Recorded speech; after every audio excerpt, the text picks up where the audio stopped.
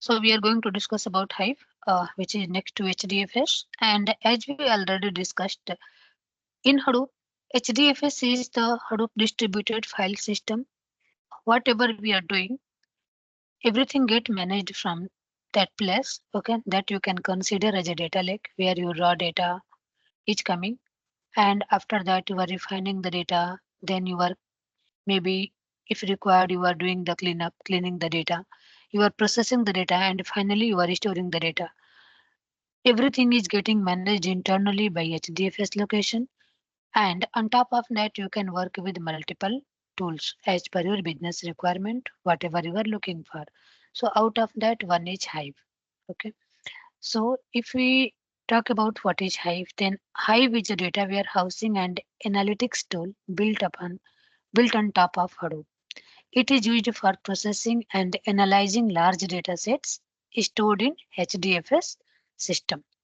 And Hive provides SQL-like language, like SQL we say SQL, right? So this we say HQL, Hive query language. And that is, you can say, it doesn't support everything like SQL because SQL is the advanced that is dedicated for that query language, right? This is made the interface like that, so it will be really very easy and useful if anyone is coming from that background. So you can write query and all in the similar way. I will not say that it 100% supports all the SQL query, but you can say 90% because all advanced query is not supported here. But of course, it is better. And again, if it is not supporting 100% to SQL queries, then SQL also not supporting 100% to it. It is having its own advantages. That is having its own advantage. But if you are familiar with SQL, then this is good for you. And this is providing SQL language, which we say Hive query language, HQL, for querying and managing the data. And that is making it easier for user familiar with SQL and work with big data. Here we have SQL-like interface as it supports basic SQL syntax, enabling users to write queries for big data without deep programming knowledge. If you don't have programming knowledge, don't worry. Still you are good to work with your data for storing, processing, whatever. And schema on read. Data is interpreted at the time of query execution, which allow flexibility with the data formats. Even it supports variety of data formats as well, including your structure and semi-structure. Then integration with Hadoop. Hive queries are converted to MapReduce in backend. If you are writing any query and running that, Tej or Spark jobs leveraging Hadoop's distributed computing power, and it supports structured and semi-structured data, which handles various data formats like text, ORC, Parquet, JSON, Auro, etc. Then it is having functionality for choosing partitioning and bucketing, which improves query performance by organizing data efficiency. And it supports custom functions as well, where let's say some functions are not available and we need to do that. Then you can write your own function, you can register that as UDF, and you can apply that. Even you can reuse, you can say reusability. You can do that as well. So user defined functions, user defined table functions, and the user defined aggregation functions, all that you can build up and then you can register, and later on either one time or multiple time you can use the same. And we use it for data analysis, ETL, where means it extract, transform, and load, where you can clean and transform raw data into a usable format. Because whatever data we are getting from the source, maybe that is completely clean and fine. And sometimes you, before processing to the final layer, maybe you need to do some work on top of that, like data cleaning or maybe some manipulation and all. Data warehousing. So you can store and manage the structured data for business intelligence, where it can be integrated with your Hive table. And then even let's say some dashboard needs to be built for means visualization system. So you are getting the data at the source. From the source in the sense, let's say your source data is uh, getting a stream to HDFS location. Then on top of HDFS location, you are creating Hive table, and on top of Hive table, you can have a integration with the dashboard that is visualizing your data, not real time but near real time, as per your implementation and configuration, whatever you have provided. It is providing like that, and then big data processing where it is good to process petabytes of data as well if very efficiently. So how much your data is big doesn't matter because it is Hadoop. It is working in distributed manner, and either you are working with terabytes of data, petabytes of data, doesn't matter because in backend it's HDFS. HDFS is going to work in distributed manner where it will chunk the file, create a number of chunk based upon the block size. Then again, it is going to maintain the replica for the high availability. And finally, it will be trying to complete the processing with distribution by multiple nodes, right? Whatever nodes we have available in our cluster. So that will be faster. So either you have GB or a terabyte of data, petabyte of data, doesn't matter. You can process that easily within the timeline. We can say that this is a tool which is simplifying the big data analysis for user families SQL because most of us are having SQL knowledge either in advanced level or at least a basic level. We have the idea. If you do not have, then please let me know. You have to go through that. You should know at least basic level, then only you can start with it. And again, we can say that it may not be ideal for real-time analytics as this is batch oriented. If you have any requirement where you are looking for real time, then no, this is not for that. And tools like Apache, Presto are often used for the faster real-time processing if you have near real time or real time, but this is good for batch processing. So here you can say this high-vis data warehouse infrastructure based upon Hadoop, and it is providing massive scale fault-tolerant capabilities for data storage and processing using MapReduce page. So whatever you are writing the query in backend, that is going to be converted into MapReduce. So let's say I am saying that this is SQL familiar. You can use queries like SQL. So this is good for you. If you are not a programmer, you can simply write select a star from table name where this condition. You write a simple query, but as soon as you will be submitting, this will be getting converted to MapReduce. Even you are not writing that complex program in Java and all.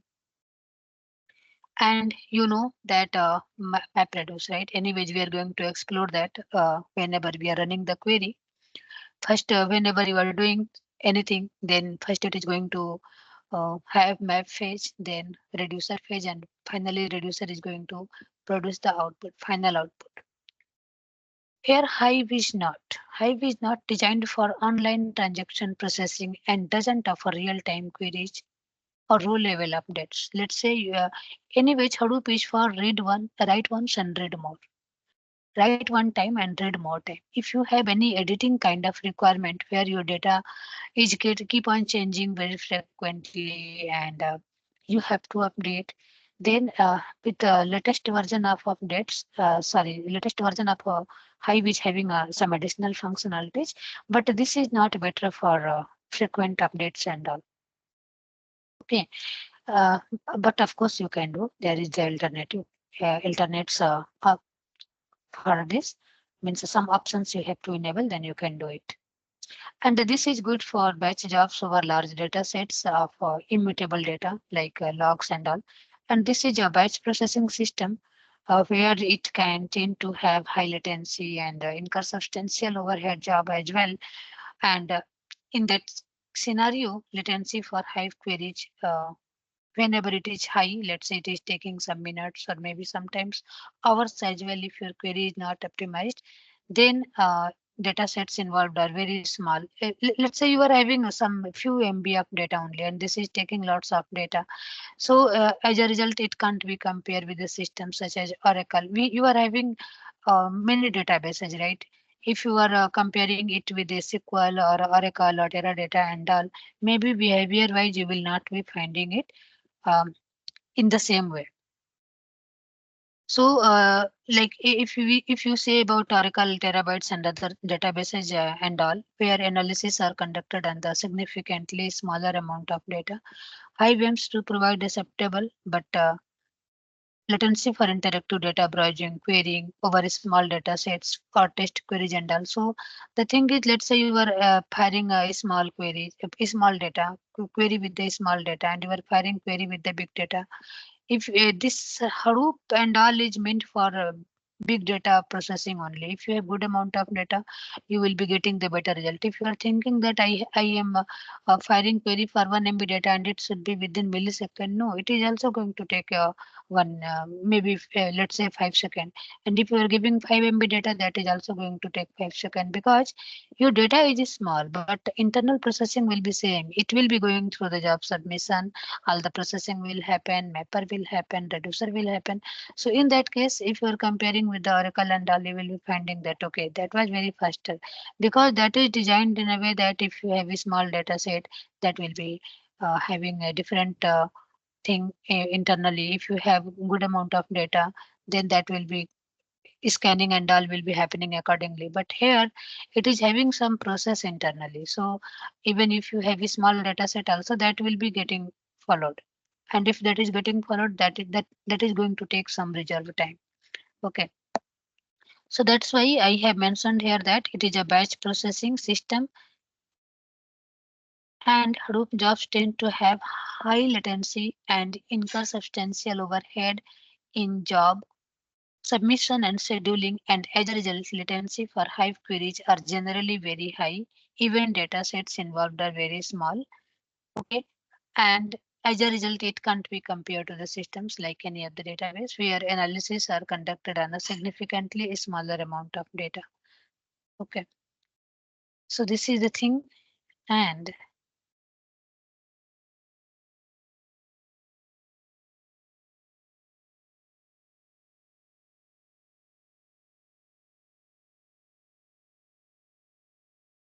okay. Then MapReduce is good for massive amount of data processing, which enables parallelization and all. And implementation of MapReduce requires Java and MapReduce is very low level and required customers to write custom programs. If you are going for MapReduce, when we had started our big data journey, then that time MapReduce was in place and had to write MapReduce. So you can assume it was a Java code and lengthy code. You have to, for any small thing also, a small logic, you have to write a mapper class, then you have to write a reducer class, then driver class. Now it's gone. Now we are dealing with the Spark and all. So we are not going to write that, but it internally still it is looking for the same. And Hive supports queries expressed which we can write with SQL like, and that will compile into the map reduce job only that will be getting executed over the Hadoop. So if you see this diagram, this is the support customer is trying for write, then this is your database and several reads are happening. Okay, this is good for many reads on every write or write once, read many. The Hadoop is good for that.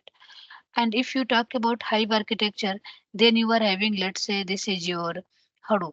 Hadoop is having two things. So one is HDFS and one is MapReduce.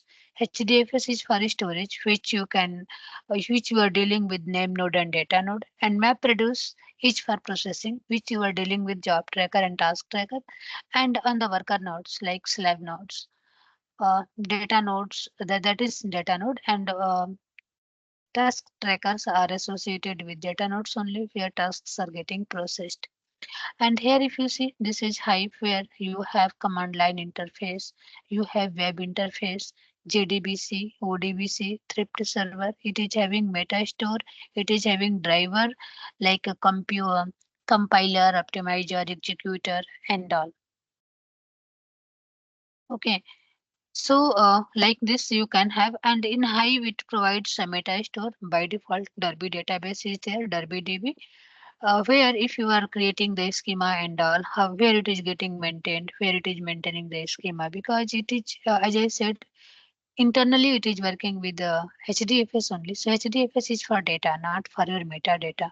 If you are creating table in Hive, that means you are creating the schema. Then how these metadetails are getting managed.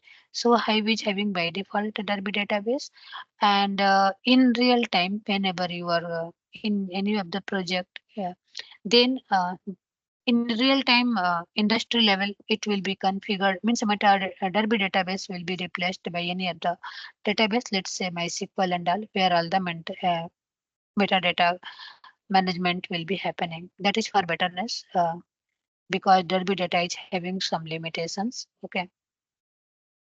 So here you can say this meta store. So this store systems catalog all the metadata for Hive tables and partitions are stored in Hive metastore and provides clients, including Hive, and access to this information via metastore service API. And most of the commercial relational databases and many open source databases are supported here, and any database store can that has a DBC driver can probably be used for it. Like most probably in many of the use cases I have seen MySQL to be used. And this is for query compiler. It compiles a Hive query language into a directed acyclic graph of map reduced task. A directed acyclic graph, if you are familiar, then okay. This is called DAGs. Otherwise, you will be getting a better understanding when we are discussing about Spark and all. In anyway, that DAG is different, but concept you can assume that it will be same. Then in execution engine, so the components executes the tasks in proper dependency order, interacts with Hadoop. And this is the thrift server where it provides thrift interface and JDBC, ODBC for integrating other applications. You are having some other applications you wanted to connect with that. Then how you will connect? Hive is a service. You can have some other service. Let's say you are having your database, relational database. You want to communicate with the Hadoop. You are going to connect with Hive directly. Then how you are going to do that? Or maybe you are having some other source system or target system. So in that case, this connectivity supports you. Okay. Any question here?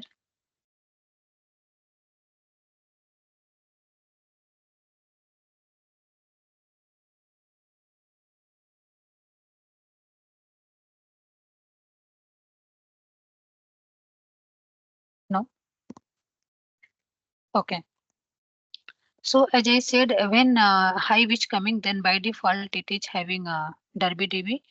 Uh, but in the real time, for the several reasons like scalability, reliability, and enterprise features and all, this gets replaced with MySQL data, any of the MySQL.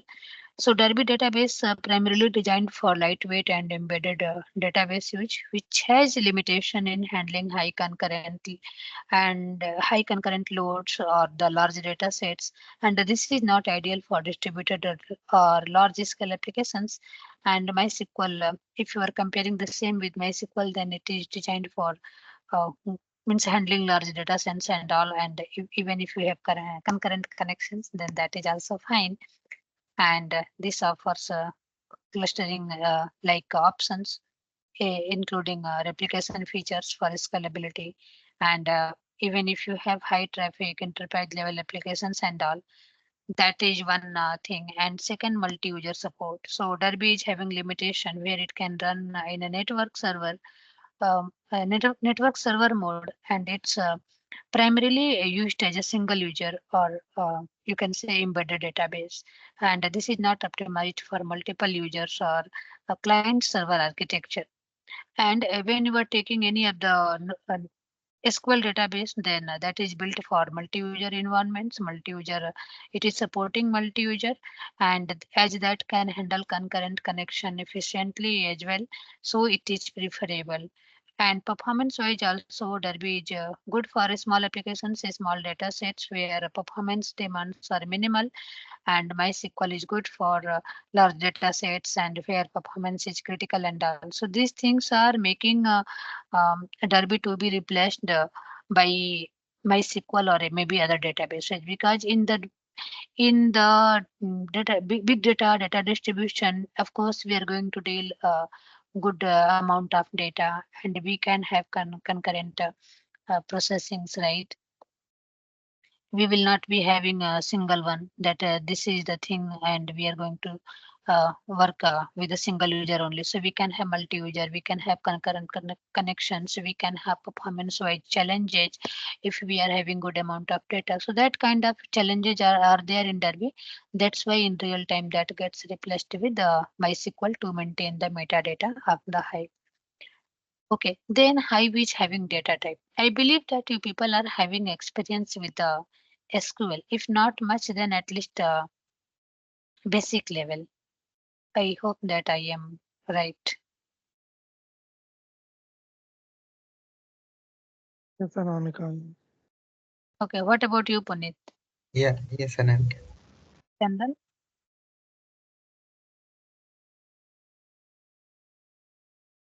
there is a mute. Okay, no issue. So if you are good with the database, then you may understand about the data type. There you are having like a cat, varchar, text, integer, boolean, and many, right? Here in Hive also you are having similar, but having some advanced things as well. Like let's say you are having tiny int, a small int. If you see here, tiny int, a small int, then you have int, big int, float, and all. So tiny int, small ints are providing us more flexibility, more facility to choose among the data types. Like let's say you know that you are going to deal good amount of data. Let's assume it's petabyte of data. And first column is country code. Country code means 2 digit or maximum 3 digit. Including plus symbol, it can be 4 digit. But that is small data. But if that is coming into billions and trillions rows, then that will not be small, right?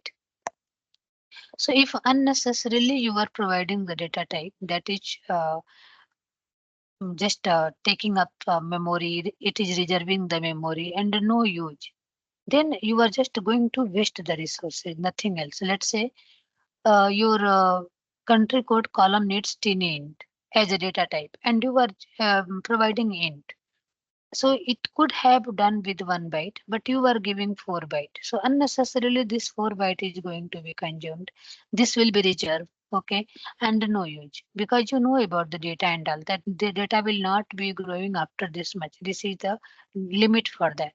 A small int, if you know that okay, this is the kind of employee code and all, this is 4 digit or 5 digit, and this will be constant with this. This is not going to go. This is not going to max by that. So if you are good to understand about the data and according to the data, if you are providing the data types, then this is also one of the optimization. You are optimizing your job. Otherwise, unnecessarily you are providing the resources and that is of no use. That is just a waste. Okay, so always you try to understand about the data and according to only provide the data type. So your data type storage and all will be perfect. And even your data is having a MB of volume or it is having GB, TB or PB, it will not impact because you have managed properly. You are not allocating unnecessary memory to the data. Then you are having, so here is the size, you can assume with the size, you can test, then you can provide accordingly. So 10 int 1 byte, small int 2 byte, integer for 4 byte, big int for 8 byte, accordingly float and all. Again, let's say your data type is wrong, you are giving 10 int but data is coming big. In that case, maybe you, if that is not supporting, then you may face null issue and all. So you have to debug why this is and then you have to go with that. Even for your testing purpose also try to do the mistakes and then you see even that is coming as null or whatever is happening or it is failing, something will happen. So one thing always I say, always try to get more and more error. If you are getting more error, then you will be having more opportunity to resolve that, debug that. And if you are having good debugging skill and all, that is going to benefit you. And as much you are going to debug and resolve the error, that will be permanent for you. You will never forget whatever you did. That will make you more confident about your job, about your skills, and all whatever you are learning. So always don't think that okay, I'm going to do the right thing. Sometimes try to do R&D as well. Let's get the error, not an issue. We will resolve that if anything is coming, because errors and mistakes are good for learning always, right? Then we have double, boolean, string. See, string is having max size is 2 GB. If you are giving a string, then you can assume that, let's say your data is coming with the two digits only, and you are providing a string and all. So unnecessarily you are going to do that. It's not required. You could have taken care by in a tiny int and a small int only.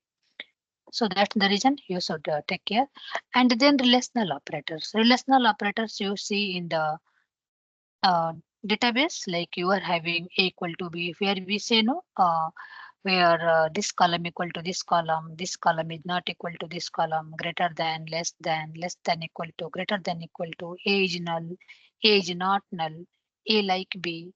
So all these kind of syntax gets supported. These kind of your operators, relational operators get supported in Hive. Okay, then you have arithmetic operations. So these arithmetic operations also get supported in Hive. And then these are the logical operations, and or and this is also supported. And then built-in function. So built-in function you are having like big int, and then you have double. Here you can say around, floor, cell, rand, concat, substring. Then you have again substring and a string upper, U case, lowercase, or L case, trim, L left trimming, right trimming, L trim and R trim, regex replace, size. So all these things also get supported into Hive. You can work with that. Like for the date you are having from Unix time, then to date, year, month, day, get JSON object. If you have the JSON file and you have to extract the nodes from the JSON, you can use get JSON object and you can work with JSON data as well. Then you are having the aggregate functions like count, count with expression, count with distinct, and sum, doing the sum with the distinct column, average, minimum, maximum, min, max, and all. So all these get supported like just like SQL. If you have done in the SQL, similarly you can apply in your Hive query as well, and that will be working completely fine. Then you are having Hive query language. Okay, before moving to this, I will just ask if you have anything.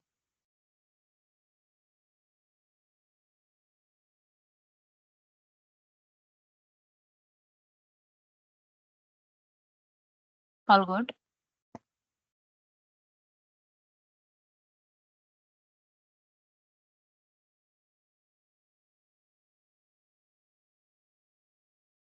Okay. Then this Hive supports SQL-like language. And this Hive query language provides the basic SQL-like operations, and these operations works on table or partitions. And these partitions are ability to filter rows from a table using a where clause, ability to select certain columns from a table where a select clause, and do equijoins between the two tables, ability to evaluate aggregation, multiple group by columns, where data is stored in the tables, and the ability to store the results of a query into another table, downloading the contents of a table to the local, and then storing the result of a query in a HDFS directory, merging the tables and partitions like doing the create table, drop table, alter table, and all. So it is having a ability to manage tables and partitions, and then ability to plug in custom scripts in the language of choice uh, for custom map reduce jobs. If you are, let's say, some functionalities are not available and you are going to write your own function, then you can write in anything, either if you're good with SQL, if that supports your logics, whatever you are trying to, or maybe you are writing in any programming language, that can be okay. Okay, so custom scripts in the language of choice, for where you are going to write the map and reduce jobs for UDFs, and then later you can work with that. Now, finally, we can go with the table, how we are creating the table and then loading the data and all. So if you see here, using below syntax, we can create the table, create table, external. I have given the keyword as of now, ignore that. Create table, table name, then schema. You have to provide column and column name, then data type of that. And then this is the thing you have to provide: row format delimited fields terminated by. Then what is the format of data? Because this is big data. Maybe whatever data you are getting from the source, let's assume that you are getting data from multiple source. One source, it is CSV data, another source JSON data, another source Parquet, another source text, another source just space separated, tab separated, another source pipe separated. It can be different. So how your table will understand about the data? If you are doing the mistakes, let's say if you are not giving the proper information about the data, then system will get confused. Then finally, result, if you are going to the result, that will be null and void. Because it of course this will be null, right? Because let's say you are trying to read the data and you just created the table, and table is kind of JSON data. How it will understand that what kind of data you have in the input directory? So it will be resulting to null because it is not able to understand that. So you have to make it understandable. You have to give the proper information about the data as well. If you are not providing this row format delimited fields, this is optional. Then it will be taking the by default. It will be assuming that you are having text file format. If your source is having text file format, then it will be okay. You will be getting the proper data even without providing this, because that will be taking the default one, and your file format is also default file format. But if any changes in the file format that is not the default one, then it will go with the null. Then here you can see the example: create table, table name, then your column name and all, and then row format delimited fields terminated by comma. Here I have given comma, that means file is having comma separated data.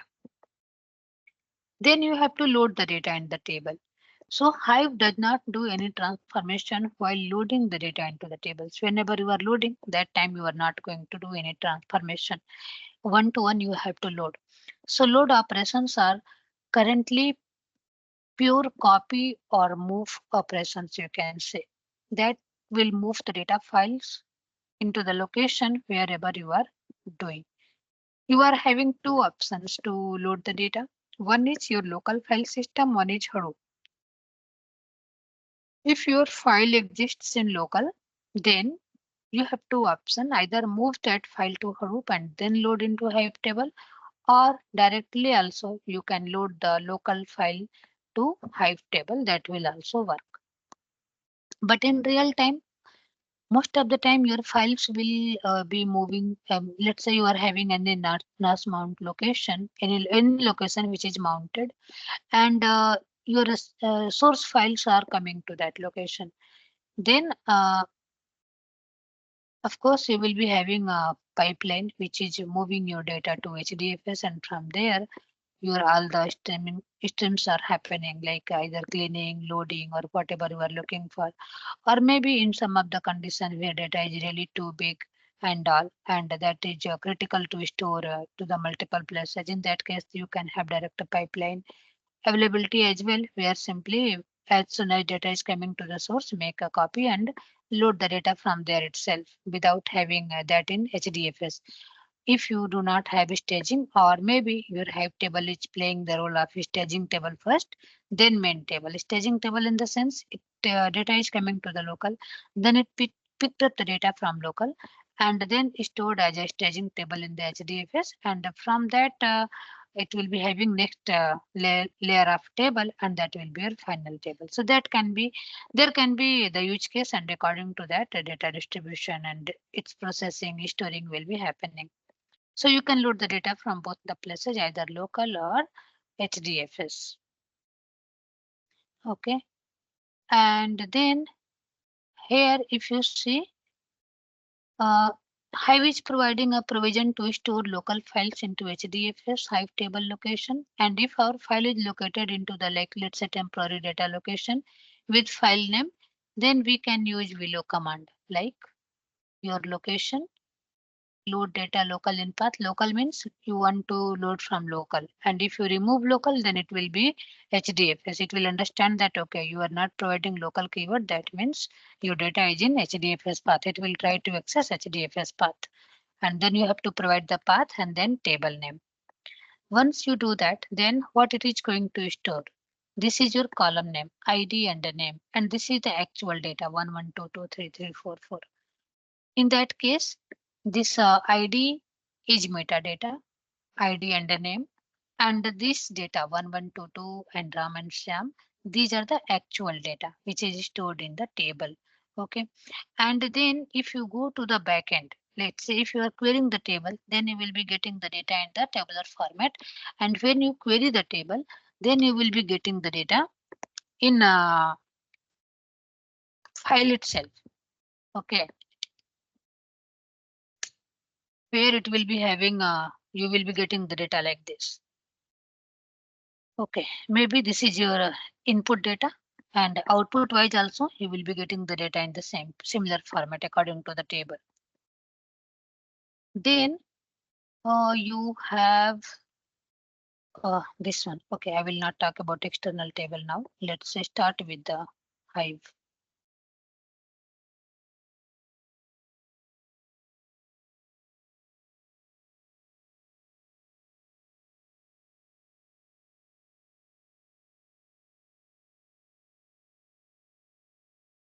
I believe that services are running. I had started. Let me restart. Or before restarting, let me check it. I think this is not running. Start. Okay. So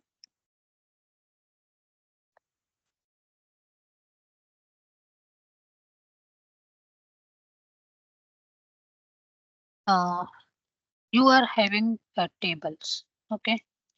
First, you are going to create the database,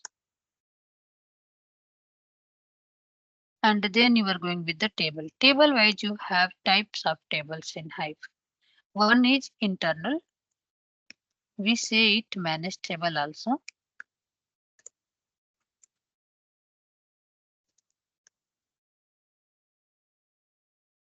Managed. And then you have external. And one you have temporary table. Temporary table.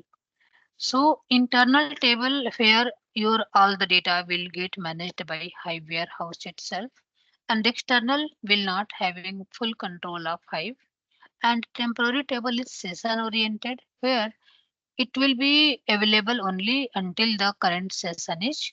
As soon as your session is over, your table will also be deleted automatically. So this is mostly used when you are having some temporary operations where, let's say, you want to have some temporary output storage and you are loading from this table to that table, and you are dealing with terabyte of data. So what will happen if you forget about data deletion? Unnecessarily, it will be occupying the terabyte of space and all, and no use. So if that data was temporary, let's create a temporary table only. So if you forget also, automatically it will delete that.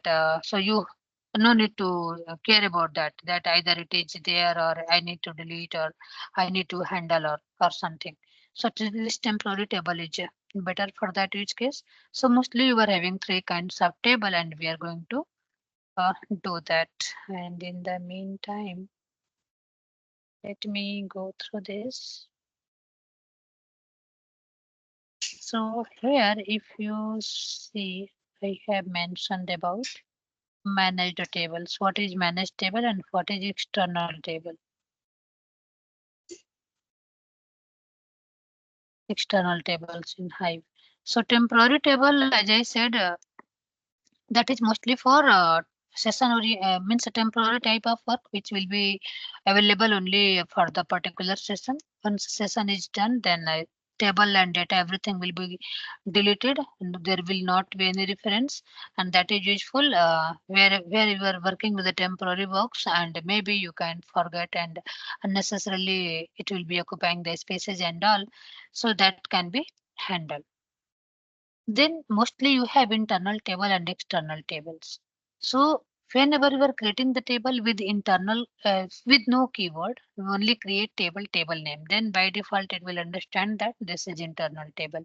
And if you are giving the location, sorry, table name with this external keyword, let's say create table, create external table name. Then if you are giving external keyword, then I will understand that you are talking about external table. So in that case, this will be if you are creating the simple table, then it will locate inside the data warehouse only.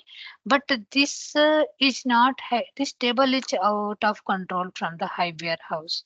Okay, you will be getting it properly whenever we are good to do here with practical. So external table is not completely over control of Hive table. Let's say you have created external table, you loaded the data directly. You can create on top of location also, so data load can be avoided. Whatever data is available in the directory, it will be reading the data from there.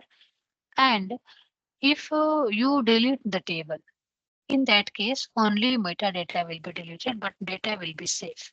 And in case of internal table, that is completely controlled under Hive warehouse. If you delete the table, let's say you are saying drop table name, then it will delete metadata also and actual data also. So by mistake, if you deleted the table, then you will lose the data. Because it is going to delete everything, because Hive is having control, a completely control over that. And if that is the external table, and if you do drop table name, in that case also Hive is not having control over the data. Hive has control over metadata only. So Hive will only delete the metadata like table schema, but data will remain safe to the HDFS location. And if you feel that it was a mistake, you should not have deleted the table, then you can create the schema again and you can start querying the data. There is no loss.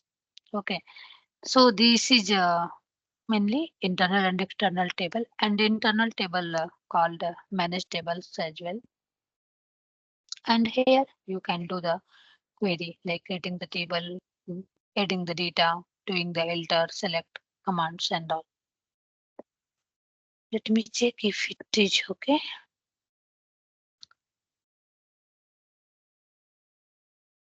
It seems fine. It is done. Okay, now we'll go to terminal. I will close these things.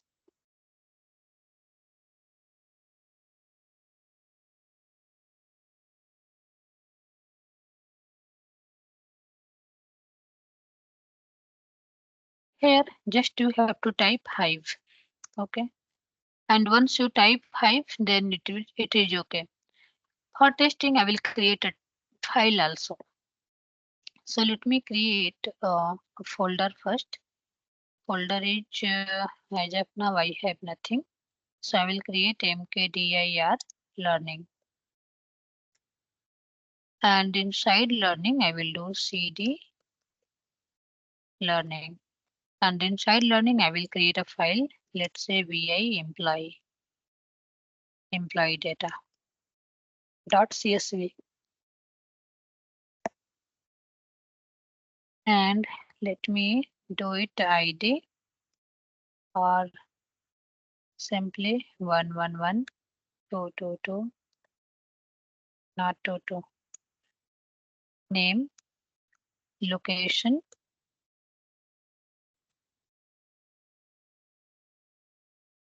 and then second employee, and then let's say Delhi, third employee, and it belongs to Pune. Then you have fourth employee, and this belongs to Mumbai. Then save it. It is done. I can verify. This is the file. Now I will load this file to my Hive table. I will make a copy to HDFS as well. This is my local path, right? If I do pwd, this is my local path. In Hadoop also I will create a directory and I will move the same file. So let me do HDFS DFS hyphen mkdir Hadoop learning.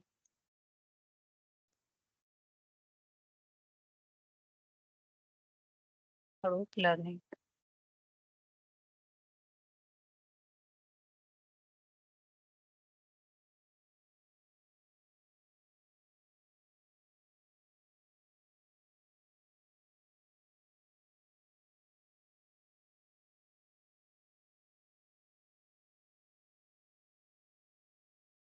Okay, it is done. Now I will copy the file. Uh, Tell me the command. Who will tell? from local. Okay. Copy from local. Then And we need to view the path of local from Cloudera.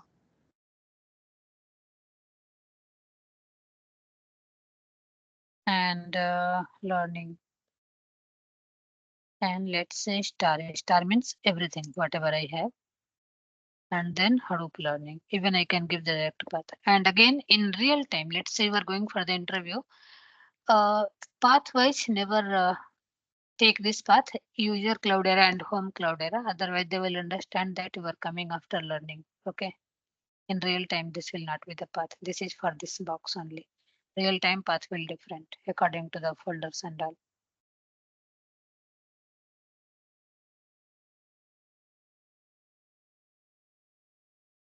So let it get copy.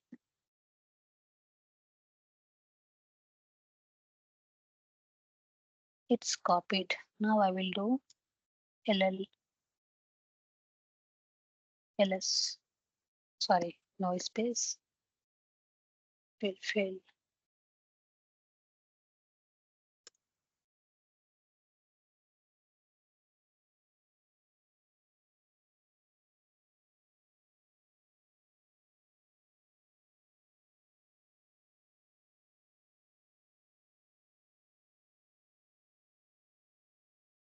File is copied.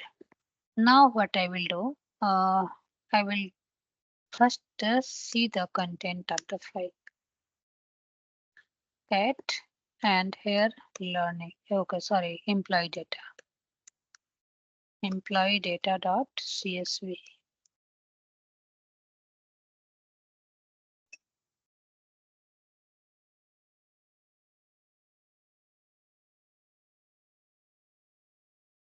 This is the data, right? Now we are good. This file is available in my local path also, and this file is available in my Hadoop path also. Now I will go to this one and you can see it is in Hive. It's logged in.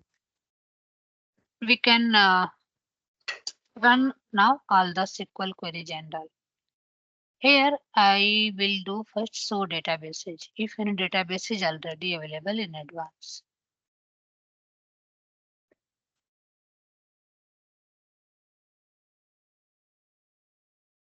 So by default DB is there. Okay. No database. Then we can create the database. Create database. Let's say learning. I gave wrong misspelling. Drop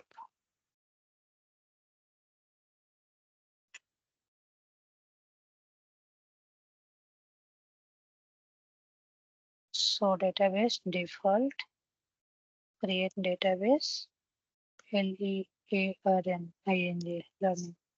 This gets created. Now I will do so database. Now you can see two databases are there, default and learning, right?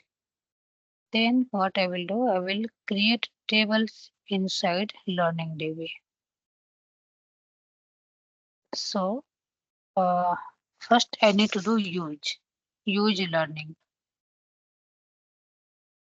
So now this is inside learning. Here, let me open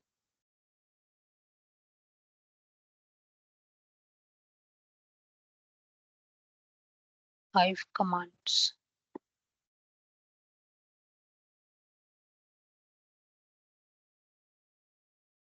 Here I have mentioned all the commands, okay? Like first we have to type the Hive to enter into the cell, then create the database name, then show database, use database to go inside the database, dropping the database. And this one you can try out. Let's say you don't, how you will understand that in which database I am. You are in default or you are in learning, you are not going, you are not good to understand. Then you can write these are the CLI command line interface. And this is again a session oriented only. Once session is over, this will be over. Okay, so by default this is false. You can set up true. So set Hive CLI print current TB. Let's type this.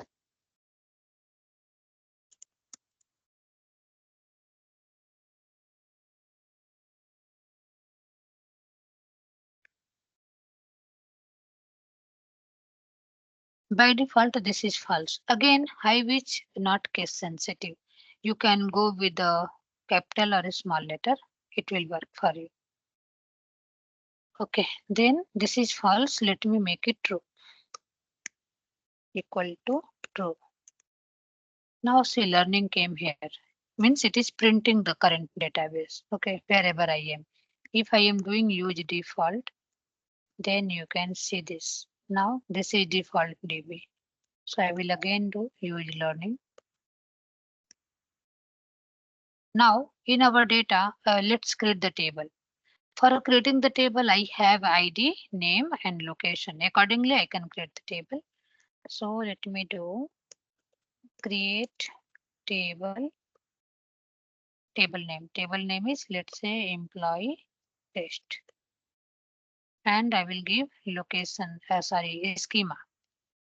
Schema name, I will give ID, int, and name, let's say string, and location. This is also string, and I am not giving anything. No row format, delimited fields, anything. Now I will simply load the data.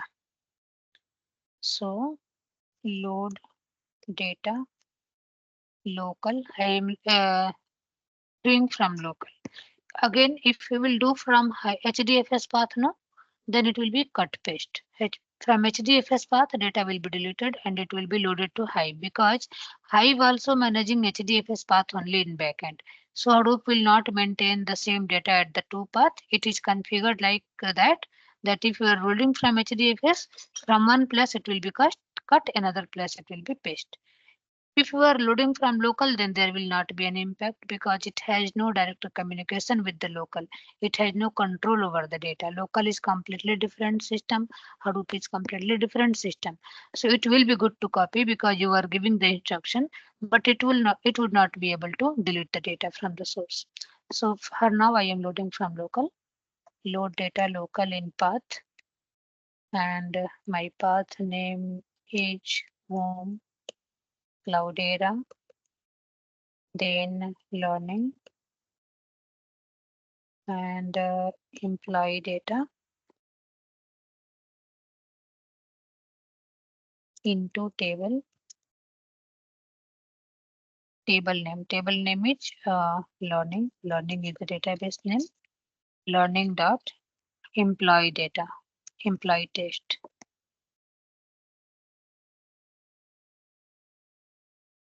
loaded. It is saying number of file 1, total size 70. Okay, now let me do select. Here you can do describe as well. Describe employee test. Okay, you can see all the column name and its data type. Now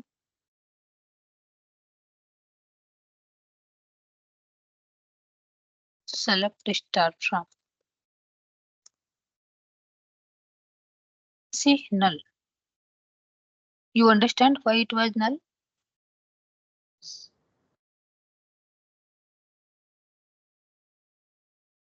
It Because is we didn't expecting provide the data format. format. Yes. Yes, and it is not able to understand. So here I will do show create table. If I do show create table, then what I did wrong. So create table, table name, employee test. Okay, so it will be giving the complete detail whatever I had. So I had given only this detail, right? Create table, table name, data type, column name and data type. After that I had not given anything. Now it is coming with the default. What is the default setting? Row format input, it is expecting that you are having lazy simple sorted.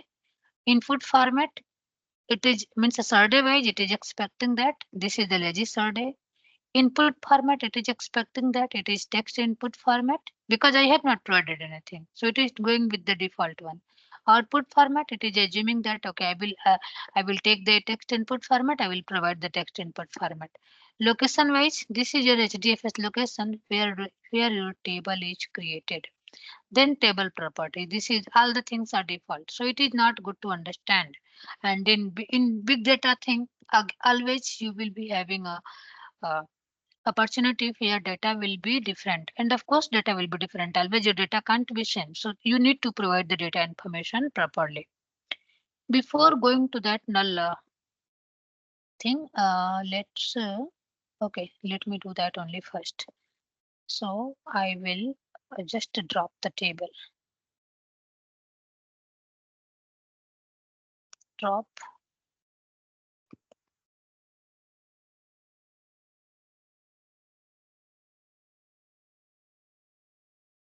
What is this?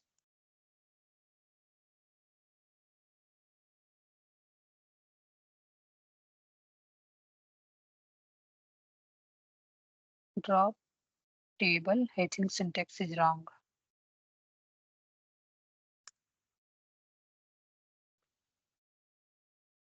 Okay. Table got dropped now. We'll create again.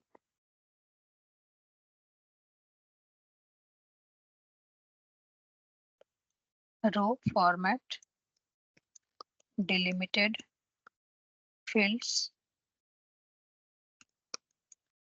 terminated by. Here I will give comma because I know that my file is comma separated. That's it. Again, you can give multiple things. As we see that in so create table, multiple options are there. What is input format? What is output format? About location, about survey, and including table properties and all the things you can give. But as of now, not focusing on that.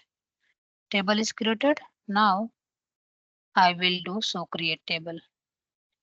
Now see, this is saying for delimited. If you see here, now it is going for row format delimited, comma, because I provided it. And just above you go in the so create table, it was not. It was simply coming after location string, then row format sorted, then input format. Now it is having the difference because it is now coming as I created. Now sorted is not. You can see row format delimited in place of sorted one. Now load the data.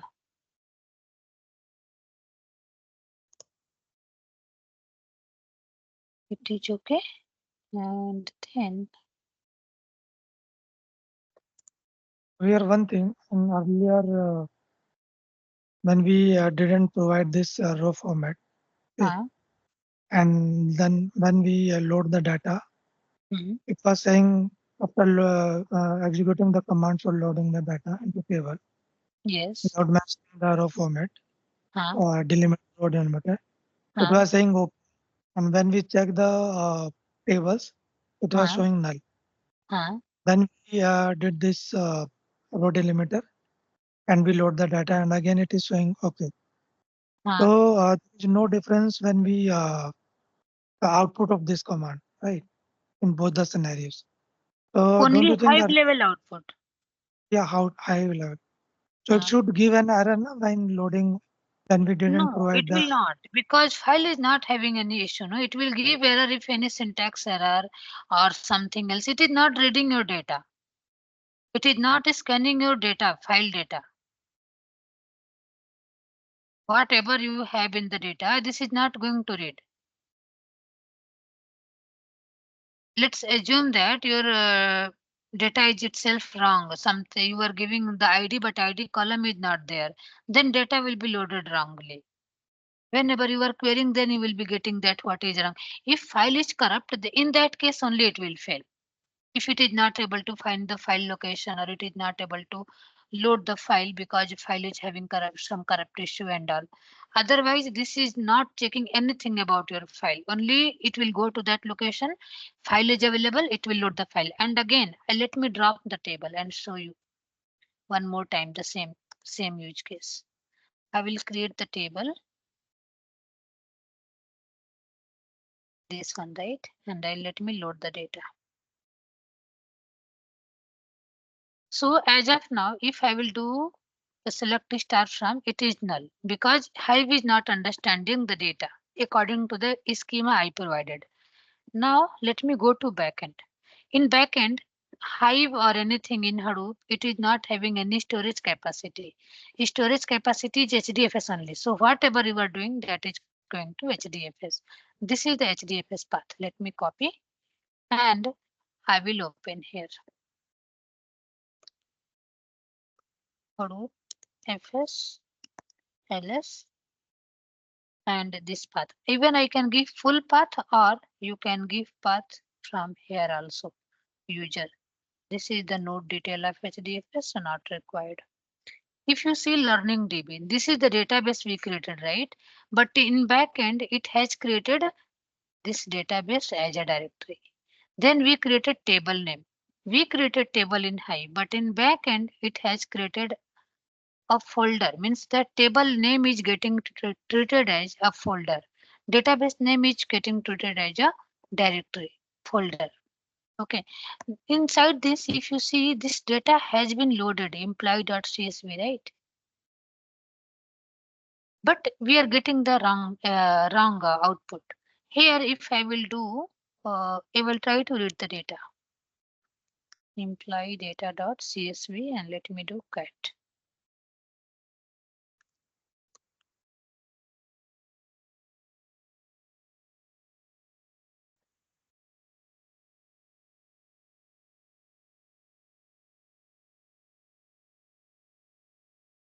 See, data is perfect. This is the reason it is not failing. Why it will fail? Because file is okay. Maybe that is with the different format what you are not expecting in the Hive. But that doesn't mean that file is not okay. File will be failing only if that is having any corrupt or some other issue. Otherwise, it will load the database. In backend, in the same table, same database, file is loaded properly. It has copied the correct file only. But while we are doing select start from, then that is not matching to the schema whatever we have provided. And because of that mismatch schema, it is coming as null. Getting the point? yeah, Yeah. And when we correct the schema, then it is good to understand that okay, this is the schema, this is the data, I am good. Because means internally data is still fine. There is no issue. Issue is with our schema itself. So let me drop again and recreate.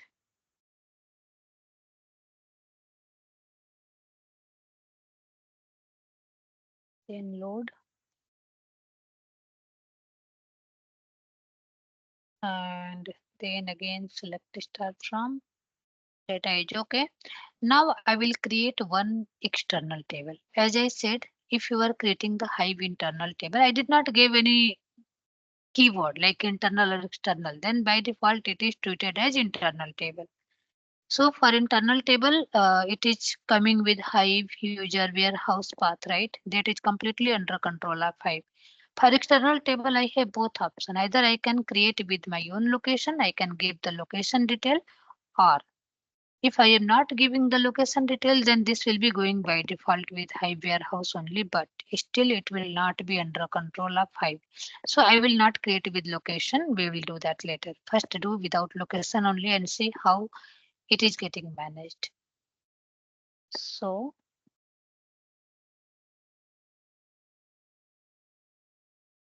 I will create one more table. Create external table underscore ext. So we will understand. Let's keep all the things the same. Load the data. Table gets created. Now we'll load ext external. It's again loaded. Now let me query this. This is also fine. I will do so create table ext, and here you can see create external table. For the previous one, it was managed table, so there will not be any key, external or internal. Then The location is same. that's what I did not give any location, no. So by default, this will be giving going to user Hive warehouse location. But I wanted to show you something else. Copy and will come here again. Root FSLS. I will copy the same path.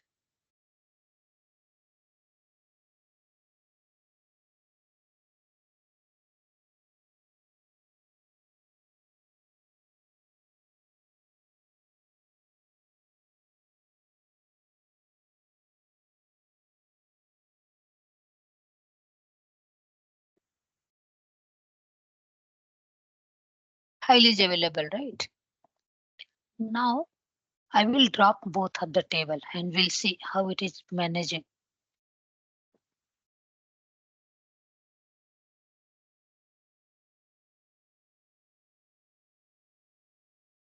Let me drop table employee test and then employee text external. Both table got dropped. If I will do show tables, there is no table. Two I had created, both is deleted now. We'll check the data. Okay, let me do select start from external test. There is no table not found. Similarly will be for this one also, table not found. Schema is deleted. Here, let me check the data for this is the internal table, right? Managed table. Let me uh, run this cat command.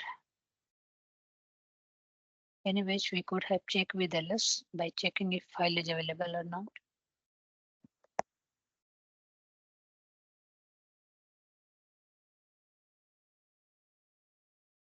ls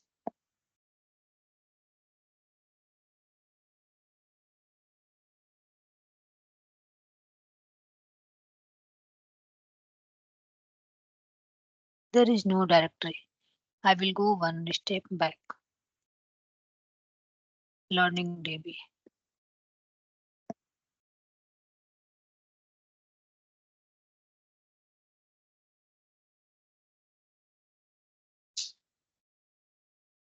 So inside learning DB, only external folder exists and employee test got deleted, right? But we deleted both the table in the same way with same syntax, no difference. But that folder has been deleted from this database and this folder is still present, this external. And if you come to table, then for both the table it is saying table not found, external table not found, imply test. Means table level it is saying not found. But internally this folder is not deleted. Only schema got deleted at the Hive level. But this folder is still same. It is available even after dropping the table. And if I will go to that text ext, let me go to the data.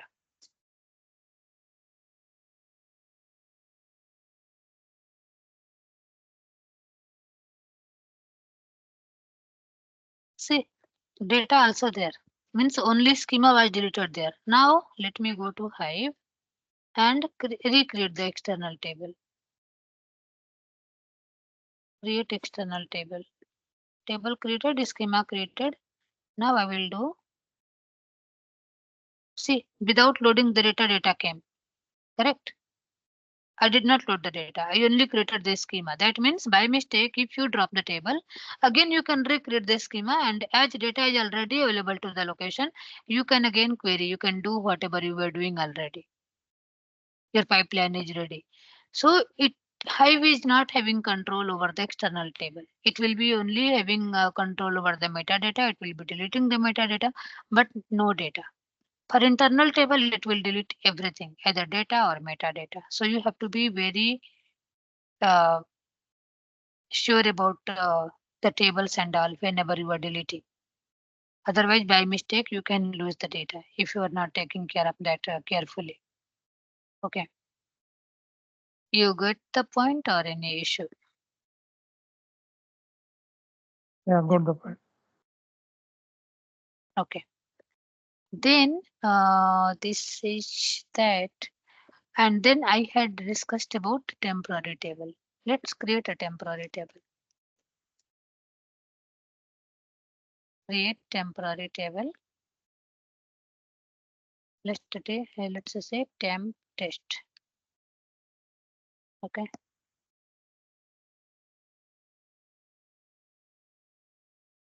Okay, I did not give any column name. How it will work? ID, int, and location,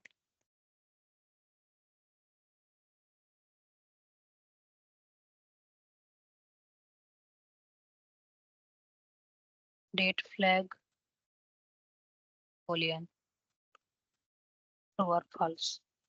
This gets created. If I do show tables, I can see two tables, external and a test temporary table. Let's do this temporary table. So create table, temp test. You can see this is saying that this is temporary table. Okay. Let me create that internal table also. We'll check one thing. Create table. Now if I do show tables, I have all three table: test, then external test, and then temporary test. I will come to this file. Here you have one command, describe formatted your table name. Let me type that. If you are doing DESC, let's say DESC employee test. Then what you say? You see column name and data type. Then describe.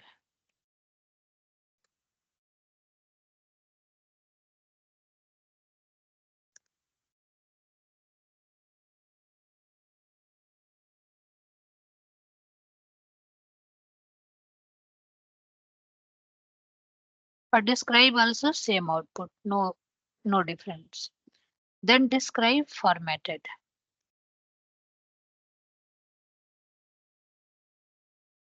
Now you see this. Let me minimize little bit.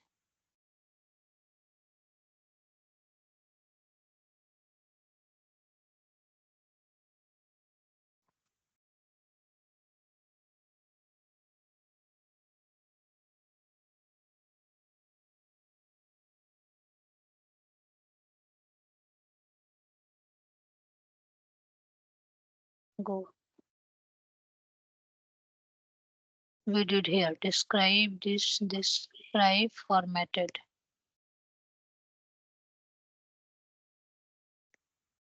Okay.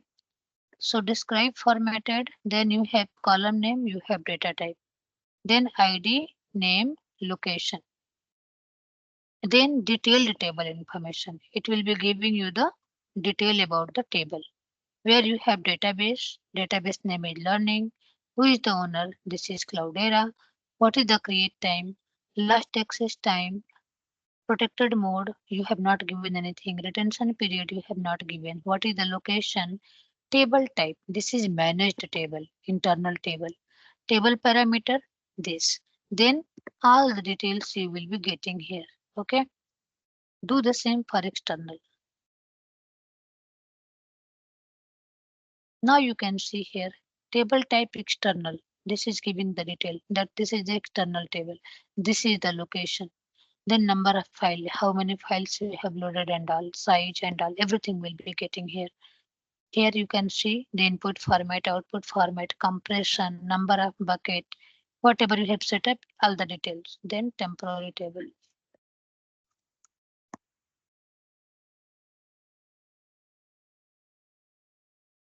Here you can say this is go for table type.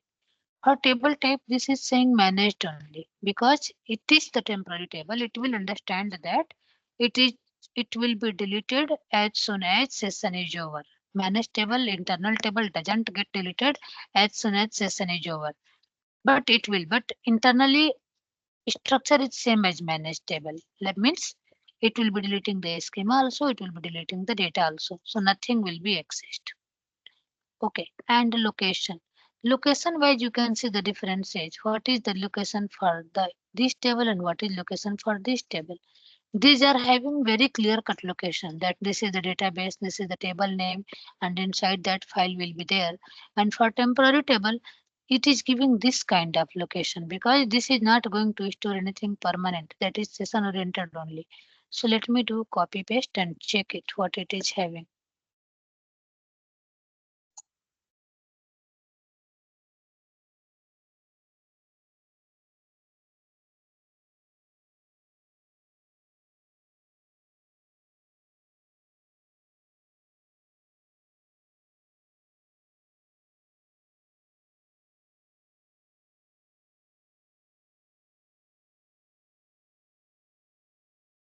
Nothing is there.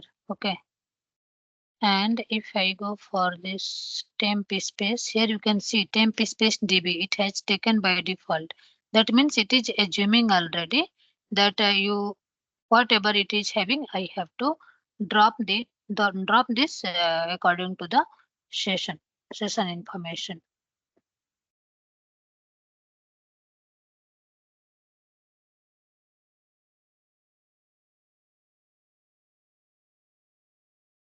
Okay, so this is having this detail. Now let's go to this hive. I believe that you are getting the point.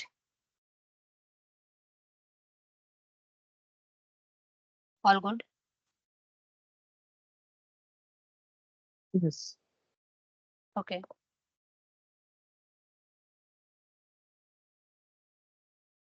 Fine, then I am already into the hive. I said that these are the command line. I had set up this print db equal to true, right? Print current db true.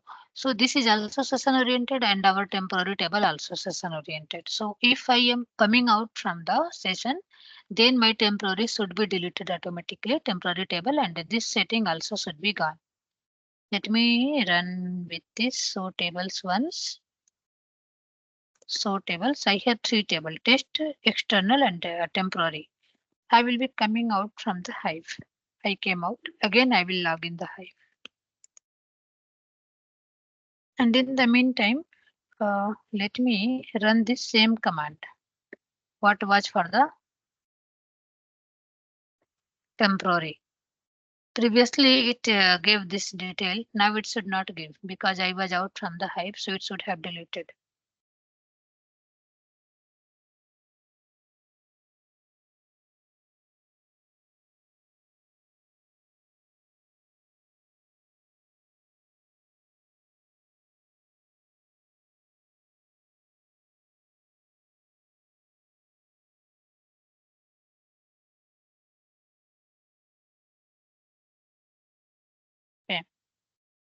It is there.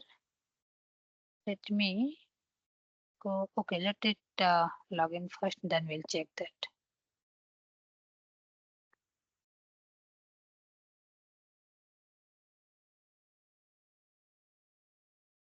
Temporary hive, temporary space DB.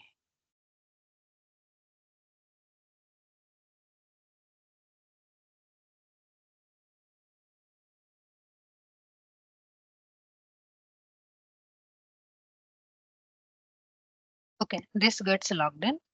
Now you can see that this is not printing the database now because we are already over and this was session oriented. That's one thing. Second thing is table. I will do show databases. So there should be one which was by default and another which we created learning. What is there?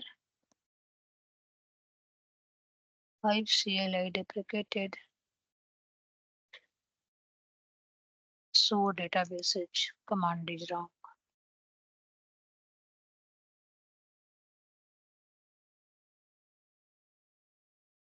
Okay, you can see two databases are there. One is default and one is learning. Now use learning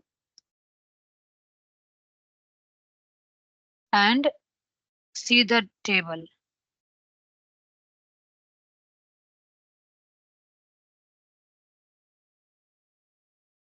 So tables, then you can see test and text external, but there is no temporary table. This is deleted, right?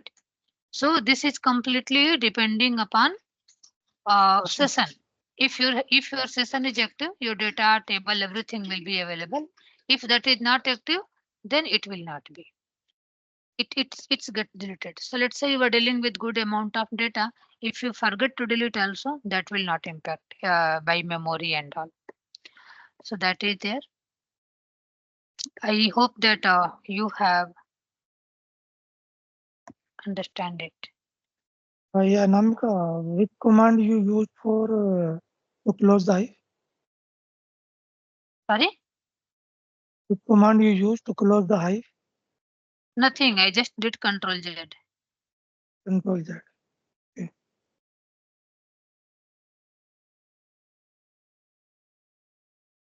Okay. Now I had loaded the data from the local path using local keyword, right? Now let's load the data from the HDFS path. So here let me create one more table.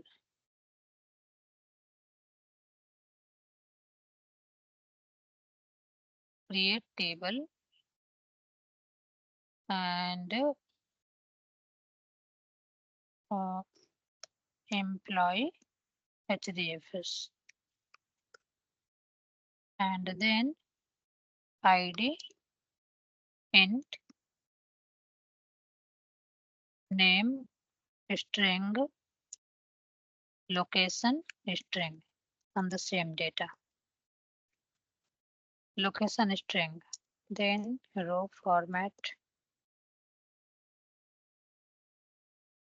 delimited fields terminated by comma.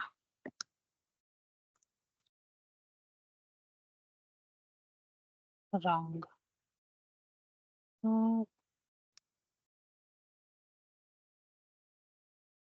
Syntax what is was wrong? incorrect. After comma, you That's yes, what I'm thinking. color Where is wrong? Create table name, then row format terminated delimited by. fields terminated by. What Yeah. is wrong? This, comma, this, then this. Yeah, that was wrong. Okay.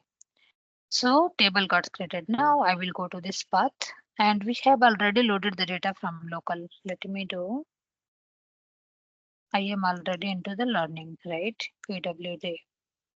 If I am doing LL, then data is available. Even I loaded the same data in both the table, even more than one time in internal also and in external also. But still data is available here because it did copy and paste, not cut paste. Data is already available here also and it was available to Hive table also means it made a copy to HDFS path. Here we can see in HDFS path it is copied. Now I will try to load from the HDFS. Next you will see that if I'm loading from HDFS, then in Hive also in backend this is HDFS path only, right? One copy is happening to the HDFS path. And Hadoop has to maintain both the things like if you are writing the file at the same time, this is going to create the n number of blocks, then n number of replica, n number of replica in the sense according to the configuration. Let's say 3 replica. Then maintaining all the metadata details, namespace and all. So why this will be doing the same thing 2 times? Let's say it is in this location also, Hadoop learning folder also in HDFS, and in Hive table also this will be copying the data in the backend at HDFS directory only, and your file is 1 TB. So for 1 TB, already it is maintaining 3 TB for 3 replication. If you will keep at the two place, again it will be maintaining 3 TB, right? Unnecessary, and that will be 6 TB. That is not required. So Hadoop it is configured in a way that it will understand that both are HDFS path only. Either it is HDFS path or it is Hive table. Hive table also means in backend it is HDFS path. So it will delete from the original source and it will copy the same data to HDFS, sorry, Hive table HDFS path, and it will be maintaining all the things, metadata details, namespace, its heartbeat, its blocks, its replica through Hive table HDFS path only. So let me go to this HDFS path first.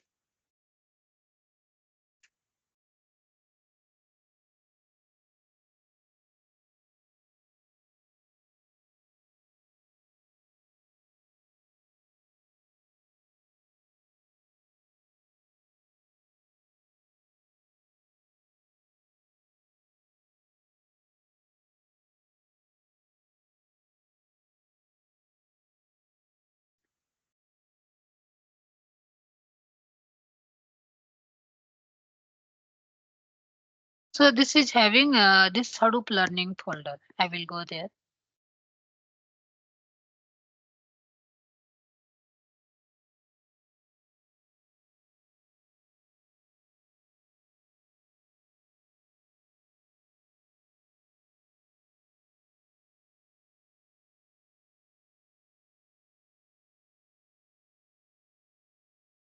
This is having the data, right? I will be loading the same data to the table. Then we'll see.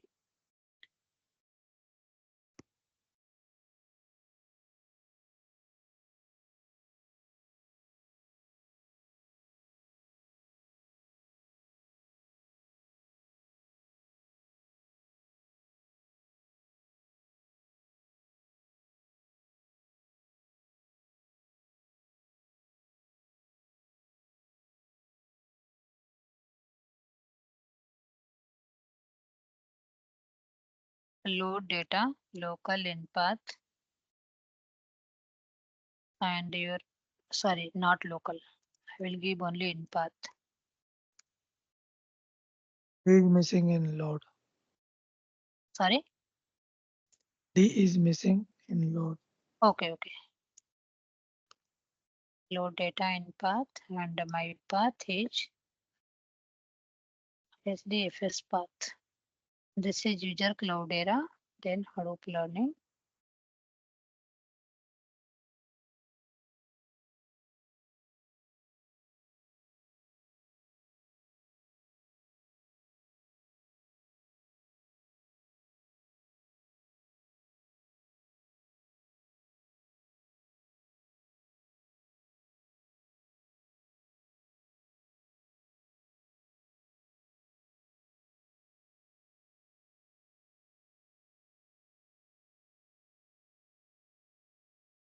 Learning database.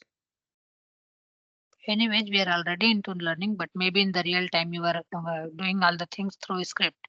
So it's a good practice if you are providing the database name also. Load data in path, user, Cloudera, Hadoop learning, employee.csv, into table.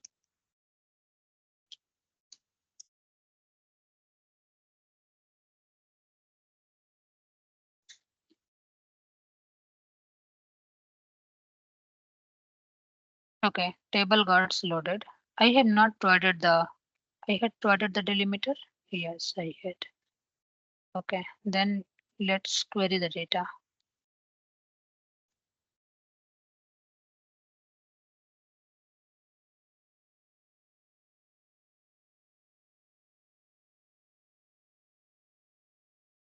Okay, data is there.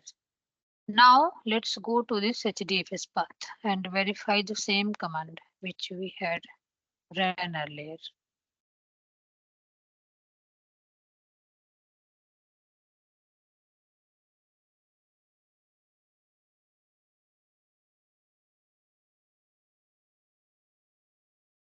No data, right?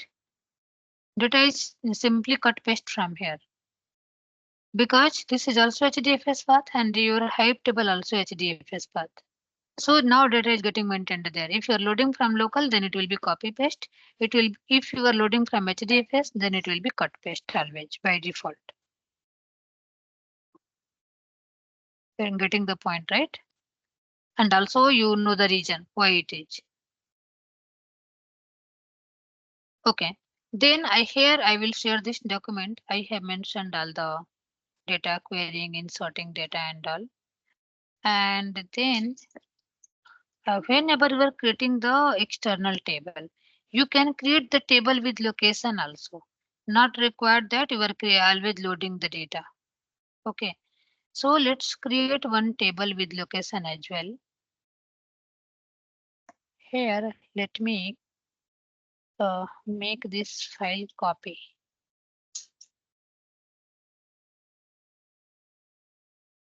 Copy from local. Now this will get copy.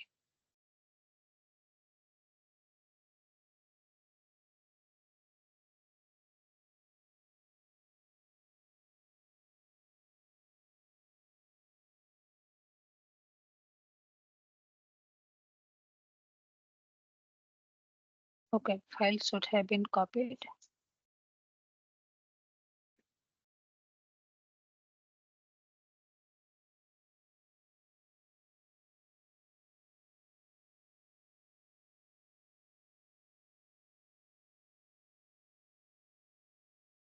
File is copied. We will create a table on top of this location, Hadoop learning. Okay, so let's create it. Create table, table name. Let me give it HDFS location. Location. And after this, you provide location. What is the location? So location is your path. User, Cloudera, and your folder name. File name is not required. So how many files are there inside the folder? It will take all. This is done. Then let me copy this. Sorry, query this. The name is location. See, getting it? I only provided the location. If I will keep one more file in the same location, this will be loading the same. Let me do that. So at the first time, this that will get loaded.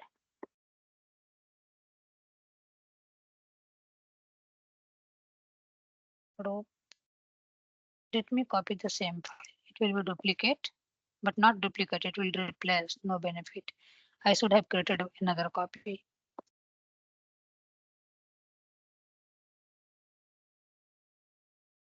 Anyways, you can test that out. Okay. Keep multiple files. It is saying that file already exists, so it will replace. You can keep multiple files, so it will be providing you the data, output data from all the files. Anytime your file may get loaded again and again, and it will be refreshed. For refreshing, maybe you have to read fsck command if that is not refreshing, because there can be use case that from source every day you are getting the new files in the location. Then you create the table on the location. So no data load is required. Simply it will be getting the data from the source folder. Whatever you have given the location, as soon as data will come, your table will get refreshed. But again, as I said, in Hive, you have to further refresh. Also, you have to run a command msck repair table. Table refresh command is there. Okay. Any Ritika, question I have here? a question. Yeah. Yeah. Suppose we have two tables, okay, with the same Uh, schema, hmm, and against two tables we have two files with hmm, different data. hmm, Okay, and each file we need to load into one table and another for another. But by hmm. this mechanism, it will load both the files into the same table, right? It will load the same table, but it will be wrong. Automatically. It will be wrong because let's say you have created a schema ID and one of your table doesn't contain ID table, and that first column is contact number. Just assume. Then that contact number will be in place of ID column, right? Your Right. file is having first column contact number, but your table is having first column ID. If your file is not following the table, then it is not understanding. It is just a machine. It will be literally take the first column as first schema. First column data for the first schema. It will consider that okay, your contact is only ID. So you will be Mm. reading the data in the wrong way. So this use case is good if you have similar data. That's what I said. Let's say the list data is streaming. So data will be streaming for the same structure, right? From the same location.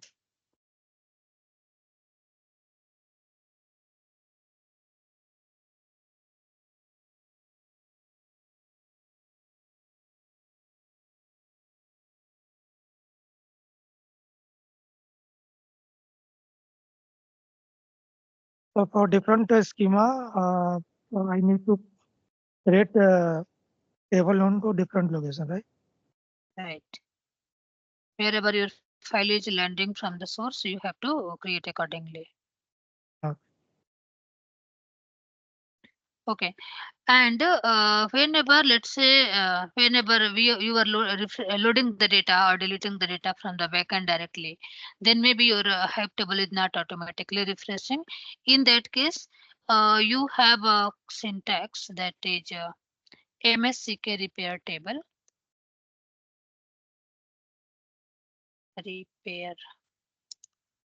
repair table name. So it will refresh the table. So in real time also, whenever we have such requirement, then along with all the script, we keep this script also at the end. So what this will do, this command used to sync Hive metastore with the actual data. Means it will refresh the metastore and refresh the data. So if you have newly added, that will be sync. Okay. Let's say you have if it added some doesn't provide partition. the table name, so it will it be refresh all the tables? No, you have to We give need the to table. provide specifically. Okay. Or if you are good in Linux and Unix scripting, then you know how to automate the services, right? By searching and all. I'm not sure if you have some experience or not. Let's say maybe you have seen some wrapper script for Unix and Linux syntax. So you can do automation using your syntaxes and all. You can have the automation where you will be providing the database name and you will say, okay, do refresh all the tables for this database. You can do that, but you have to Okay. prepare your script accordingly. Yeah. Straightforward, it will not.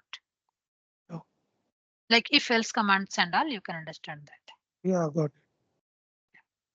Okay, so here I will share this one. Okay, I have captured almost all. It is a bigger document, lots of there. You will not be able to do all the things, but in the beginning, like whatever we discussed, internal, external, loading the data, deleting the data, dropping the table, verifying the schema, how it is maintaining the data, how it is dropping the data, how you are good to verify the schema, table type, and all. So that exercise you can do. Okay, and then okay, just quickly let me check one thing.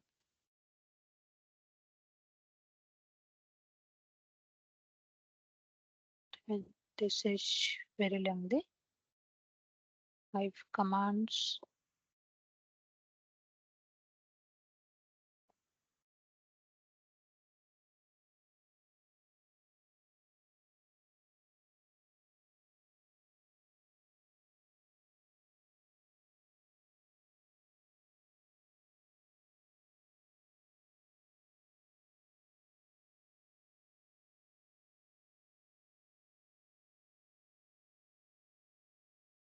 Okay, it is having some different.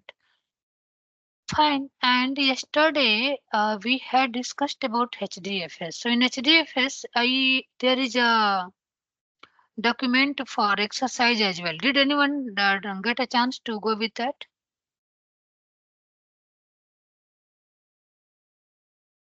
This one, practical scenario. This is for your syntax exercise. Okay. You can go through it. Here is the data also I have provided, and what you have to do. So you have to do some kind of this is having the scenario of some copying, deleting, listing, verifying, displaying the data, filtering the data, searching the data, about the space and all. So all the things, for all the things I have mentioned the step by step commands. So if you have time, you can go through it once and you can try to run these commands for this file. You can create the file in any location and then you can perform all that. So that will be having a good exercise for the HDFS commands. Okay. Sure, Anand. Okay, fine then. If you have anything, you can ask, or we will continue tomorrow for the next part of Hive. Then next week we are going to start with Python. Okay. We will try to close Hive tomorrow if possible. If not, then maybe it can extend for one more day.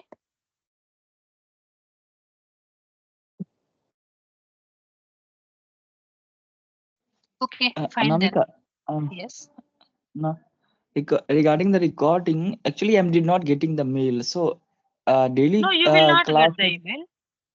uh, no, In the chat, you can get. weekly I am getting, but daily, when I started the daily class, I did not get the mail. That I was sending, Chandan. I was sending the email. Recording also is there. That's For recording also you were getting the email. no, I think in there, I was but sending the email. previously also I'm unable to access the recording. I means weekly class also. Why I don't know. Oh, I will This remove your time, access and I will reload. I will Okay, provide again. okay. Maybe sometimes there can be technical issues and all, because your email ID is already added. Yeah, yeah. And this recording were good to access, right? Yes, yes. This platform I choose only to avoid that issue because I have to download and I have to upload to a place. Then I thought that Okay, it will okay. be available here and you can directly access. Right. Yeah. Okay. I will ping you in WhatsApp for some info regarding payment option. Okay. Okay, sure, sure. Okay, then fine. Let's meet tomorrow. Have a good day. Bye. Bye.